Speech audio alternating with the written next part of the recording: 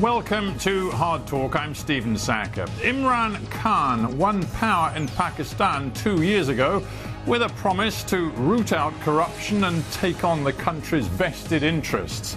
So how's it going? Well, rising food prices and the COVID pandemic have left many Pakistanis feeling worse off, while the anti-corruption drive has become a political battleground. My guest today, Ishaq Dar, was Pakistan's finance minister, a key lieutenant of former Prime Minister Nawaz Sharif. Now, both of those men are trying to rally opposition to Imran Khan. But how much credibility do they have?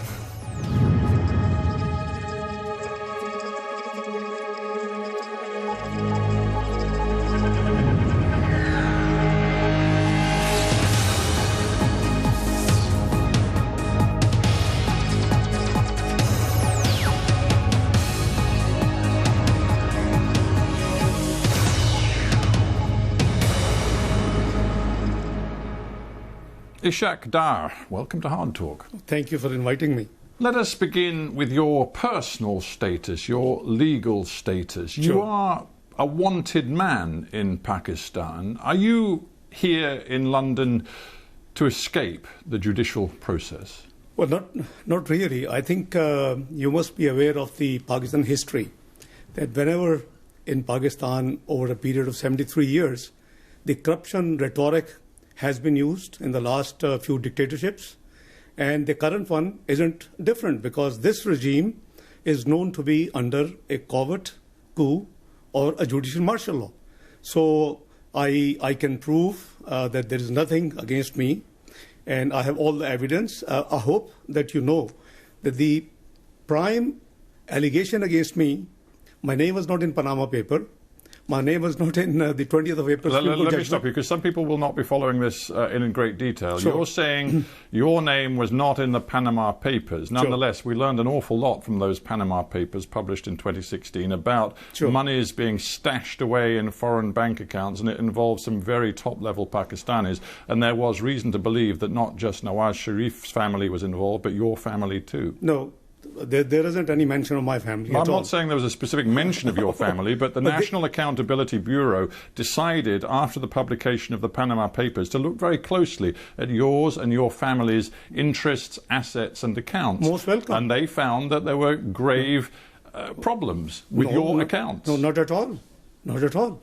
Because you see, I'm sure that you would be privy that it was the Supreme Court direction which set up a joint investigation team, which is extrajudicial activity which Supreme Court decided. And there were two military intelligence members who were virtually governing out of the 6 members of the JIT. So you see, there is a background. Well, I'm actually interested in what's known in Pakistan as the National Accountability Bureau, which is the main agency of anti-corruption. And they look very carefully at you and your family's interests, as you well know. And in September 2017, they concluded that you and your family owned assets, quote, beyond your known sources of income. They said quite specifically the accused, that is you, has acquired assets and pecuniary interests, resources in his own name and the name of dependents, totaling roughly $6 million US dollars, more than 830 million Pakistani rupees. Now, is it your contention that the National Accountability Bureau has no integrity? It has lost its integrity long time back. It is an institution which is used against political opponents. But you didn't say that with respect, sir, when you were a very senior serving government minister. No, I did. I held press conference and I explained, by the way, this number is as per my tax return. I never missed. You see, the prime allegation against me, which was in the JIT report, on the basis of which Supreme Court directed NAB to file a reference, was that I did not file 20 years tax returns in Pakistan, 1981 to 2001. A UK qualified chartered accountant, never missed reporting his tax matters in UK when he was here till 1976. And then in the North America, 2 years, and in Pakistan since 70, and I've missed any tax return. So this is such a blatant allegation. Is it? Well, in that case, let's be very open and transparent with each other. I've interviewed many government officials and ministers around the world over many years, and they always say, oh, I'm not responsible for any corruption at all, and I believe in transparency. I do. You do? Oh, so yes, how many properties do you and your family own? It's all declared in my tax returns. Well, just give me the answer, because I don't know. How many properties do you and your family own? I have my main residence in Pakistan, which has been taken over by this regime. So I haven't got too many properties. But how many properties do you and your family own? My net worth is what has been reported. How many properties do you and your family own? One. One property. You and your family own one property. My sole residence. So all of these stories in the Pakistani press about multiple properties owned by your family inside Pakistan, property interests overseas, including in Dubai, and we're sitting in London. We're sitting in London. You own nothing in London? No. Your family, not just you, your family. No, not at all. Own nothing? No, because Dubai? The government... Dubai? My sons have just one villa, which is owned by them. They're in business for the last 17 years. So when I asked you how many properties you and your family own, and you said one, that wasn't strictly true. No, it is strictly true, because they're adult, they're married, they're 17 years, they're in business, so they're independent of me. You know very well that when the NAB looked at your assets, they were looking at you and your family. I have no issue. My family, everything is accounted for. That's exactly... You see, if all of this is so clear-cut, you only own one property in the entire world. Your tax records have been kept and given to the authorities over the last 20 years. If everything is so crystal clear, why do you not go to Pakistan and make this case in a court of law? Well, the court of law, my lawyers were there. I'm here for medical treatment. I have a cervical issue. You've been here for best part of 3 years on this medical issue? Almost, yes, I am. Are you still really suffering? Yes, I am. And you couldn't possibly get back to Pakistan? Well, let's see what's happening in Pakistan. Where are the human rights? What's happening in NAB custody? Where people dozens of people have been killed, virtually. But sorry, you're saying that people being investigated abuses by the NAB, the National Accountability Bureau, have been killed? In the NAB custody, many people have died. Yes, it's an open secret. You Google and you would have all the detail. I can leave detail with you if you want to. You see, this institution has been politically used against opponents. As I said, that I never missed a return. The premise of the entire thing, and whatever they say, my net worth is already, if it is documented in my tax return, and my tax return is not missing, so it is totally accounted for. So what is the issue? The issue is something different. Because Mr. Sharif was fighting for the civil supremacy, and I have always been fighting for the financial and fiscal discipline and transparency. Right, so you introduced the name Mr. Sharif, so I think we need to talk about Mr. Sharif as well as yourself, because Nawaz Sharif is also in London, also on medical grounds. He, manhandled by the NAB, in his custody. Manhandled, you say. The truth is, Nawaz Sharif is a convicted criminal. Well, I hope you know that both cases in which he has been convicted, in both judgments, it has been written that the prosecution has not been able to prove any corruption, any kickback, any loss to the exchequer. So what else we want? I'm sorry, sir, but it is quite clear that he is a convicted criminal. And again, the Accountability Court, which works alongside the National Accountability Bureau, found against Mr. Sharif. I believe he was given a 10-year sentence, and it was reduced ultimately to 7 years. He was then allowed to come to London on medical grounds, the same medical grounds that brought you to London too. So here the two of you sit. And now... You and he, of course used to be his finance minister in the Pakistan government, you and he put yourselves forward as leading voices in the opposition in Pakistan, demanding early elections and an end to Imran Khan's government. And I ask you, what credibility do you think you have with the Pakistani people? I think what credibility Imran Khan government has. The world has witnessed that it was a stolen election, it was a rigged election. It's not we are saying, we have experienced. All pre-poll 2018 surveys indicate the PMLN will win. But the observers, the Human Rights Commission of Pakistan, the dirtiest election Everybody knows the election has been stolen from us. So I think we have every with respect, right. I just look back at the EU monitors report on that election. They reported some grave concerns about abuses in specific places, not involving just one party, but several different parties. But the final and ultimate conclusion was that they believed the result was credible, that Imran Khan's election victory in 2018 was credible. That was the conclusion of the EU report. Then you haven't read all the reports. The Human Rights Commission of Pakistan. You can cherry pick the most negative. I'm telling you that the EU monitors, highly respected, independent monitors, looked at everything that happened in Pakistan, and they concluded that Imran Khan's victory was credible.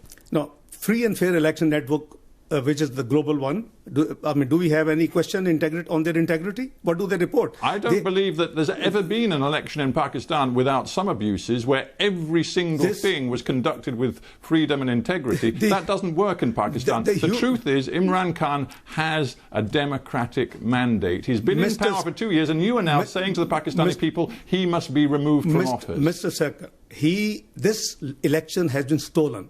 It was a rigged election. There was a pre-poll rigging. Electables from our party were pushed to his party using the NAB. During the day, the results transmission system was choked off and was put off of hours. Our polling agents were expelled from the poll. Fafin has reported 35 seats were rigged and stolen. Otherwise, he would have never been in government. Well, your party chooses to say that. I would simply come back to Michael Gala, the chief of the EU monitoring team, who said overall, I think you have to read this election result is credible. Well, you haven't read the whole report. Let's go to the whole report of EU chief. Please go through what did he say before this last sentence. Well, of course, his conclusion is the most important thing. I think you'd agree. Maybe you wouldn't. Okay, let's move on. Let's talk about what your tactics are now. Because as I've said, you and Nawaz Sharif are sending your video links back into Pakistan, sometimes to thousands of people, demanding an early end to the Imran Khan government. And this is what, just a month ago, Nawaz Sharif said to thousands of people in Punjab. He said that the integrity of the army chief, General Qamar Javed Bajwa, had disappeared. He said that the general was responsible for levering him out of office and rigging 2018, as you've said. Quote, this is what Nawaz Sharif said. Directly to the general, the chief of the army, he said, you packed up our government and you put the nation at the altar of your own wishes. You rejected the people's choice in elections and installed an inefficient, incapable group leading to economic catastrophe. What an extraordinary thing to say of your country's chief of army. It's a reality. The buck stops at the top. And the deep state is known what deep state does in Pakistan. Is it a surprise to you, Mr. Sackur? It is known to the world. Hillary Clinton the other day just gave an interview. And she said, what is deep state? Quoting Pakistan as an example. So please, we must be fair to analyze things. The election was stolen. It started off from Dawn leaks. Mr. Sharif has been struggling for the supremacy of democracy, for the supremacy of parliament, and I have been struggling for the fiscal and discipline and the transparency. Is it wrong? UK has been upholding the democracy and the democratic values. We would think that you would be supporting us. So let us be clear. You are saying that the Pakistani military, the army in particular, are subverting all democratic processes in your country. Is that what you're saying? This is the global reports. It's not... No, I want to be clear what you're saying. Because the Pakistani people will be listening to this interview, and you are condemning the military of your own country as subverting your democracy. It's not the military. I think we have to talk about the individuals.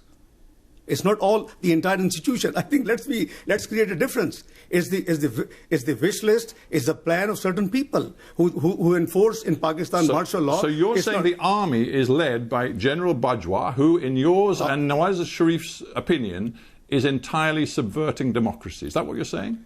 Well, I think I want to be clear. Let's re-articulate what we are saying. That if the elections were rigged, it is now established without any ray of doubt.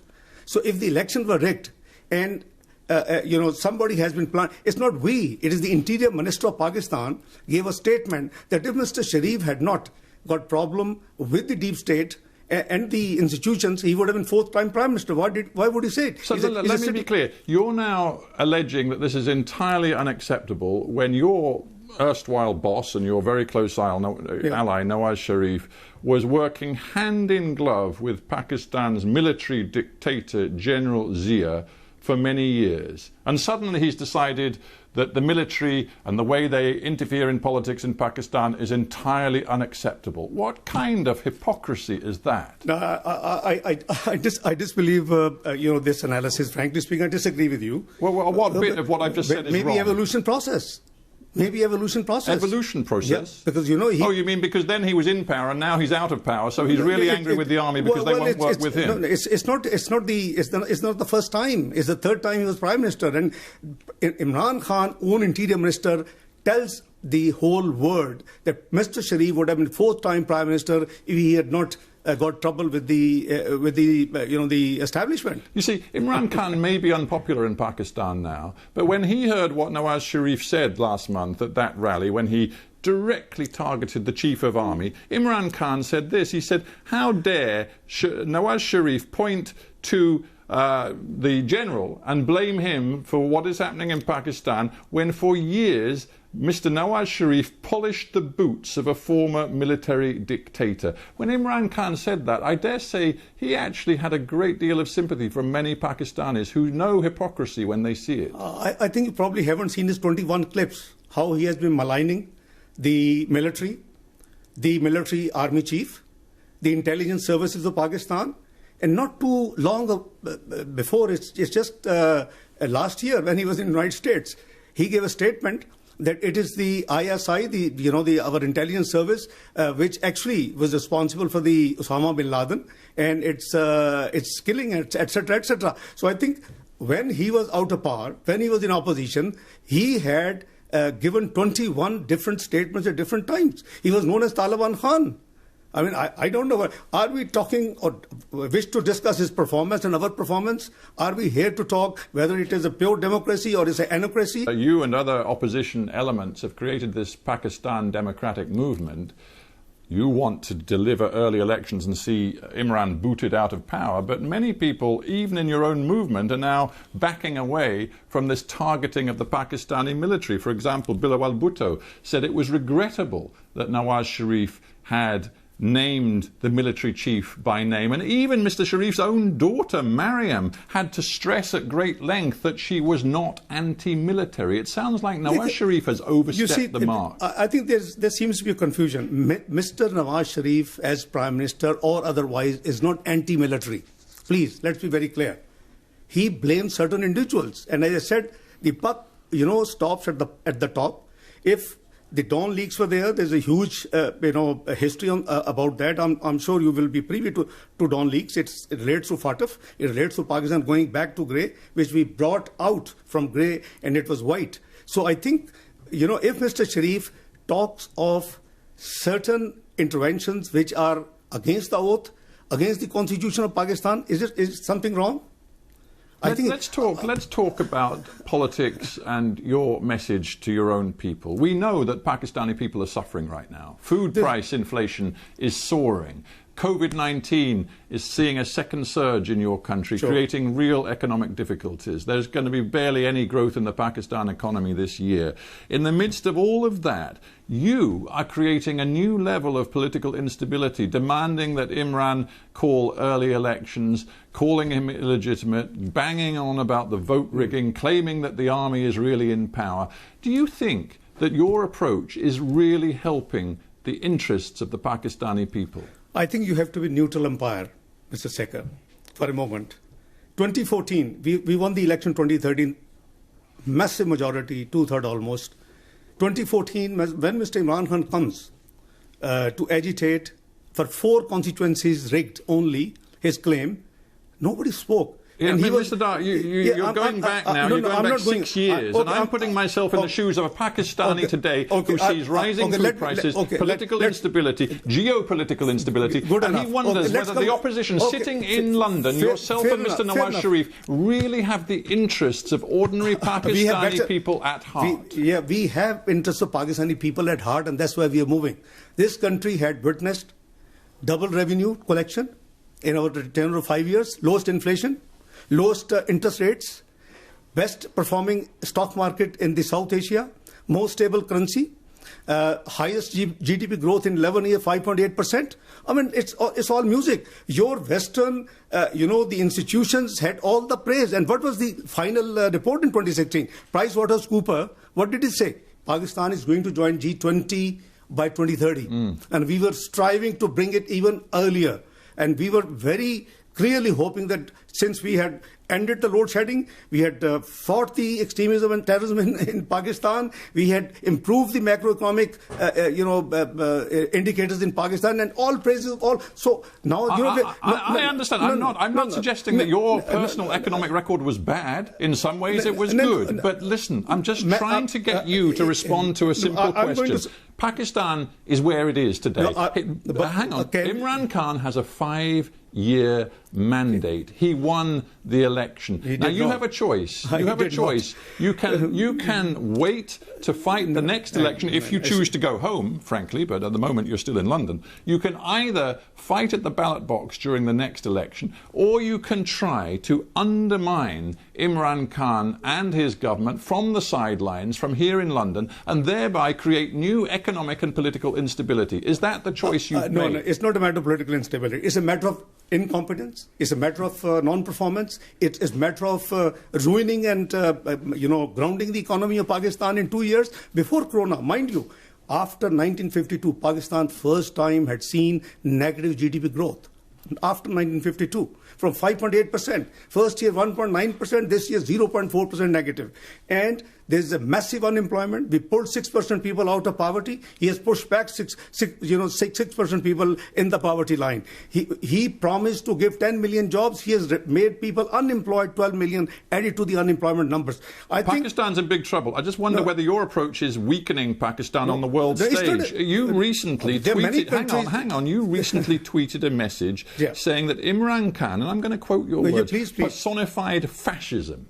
Now, Imran Khan has stood up for Pakistan's interests in a very tough stand against India and Mr. Modi, which you well know. He has also conducted a foreign policy which sees deepening economic ties with China, which is precisely the same policy that you followed. He also is trying to use Pakistan's influence, it seems, to bring the Taliban to the peace table in Afghanistan.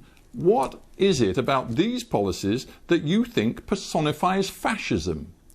Well, I think that perhaps you haven't studied or you haven't had the time to look into what fascism he's doing. You stand by that? Yeah, of course I do. There is a fascist government in Pakistan as of now. You're trying to mobilize tens of thousands of people on the streets in different Pakistani cities, even when there's a COVID pandemic. Your message is that we must bring Imran Khan's government down by the middle of the year and have new elections. You haven't succeeded so far. What's your next move? Well, Mr. Sackur, I think you haven't seen Mr. Imran Khan during the same... You see, the PDM gatherings started from 16th of October. You haven't seen... the democratic movement gatherings, yes. Yeah. But you haven't seen in the same period, in the last 6 weeks, you haven't seen the gatherings, the large gatherings of Mr. Imran Khan himself.